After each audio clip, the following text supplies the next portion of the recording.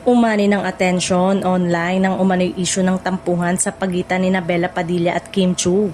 Matapos pag-usapan ng ilang netizen sa Reddit ang tila pagiging tahimik ng dalawa pagdating sa kanilang public interactions nitong mga nakaraang buwan. Nagsimula ang usap-usapan nang mapansin ng ilang fans na hindi na gaanong nakikitang magkasama sina Bella at Kim, bagay na agad naging dahilan ng iba't ibang espekulasyon. May ilan pang nagsabing tila may mga namumuong hindi pagkakaunawaan sa pagitan ng dalawa. Gayunpaman, marami rin ang agad na dumipensa at nagsabing walang sapat na basehan ng naturang intriga.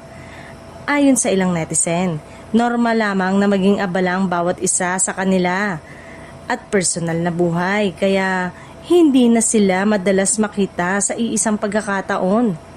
Muling binalikan ng fans ang matagal ng samahan ni Bella at Kim, Angelica Panganiban na mas kilala bilang ang Becky, na ilang beses nang pinatunayan ang kanilang matibay na pagkakaibigan sa kabila ng kani-kanilang hectic schedules. May ilang Reddit users pa ang nagsabing wala silang nakikitang anumang senyales ng alitan at mas naniniwalang gawa-gawa lamang ito ng haka-haka sa social media. Para sa kanila, nananatiling solid ang friendship ng celebrity trio. Sa ngayon, nananatiling tikom ang bibig ni Bella at Kim ukol sa usapin.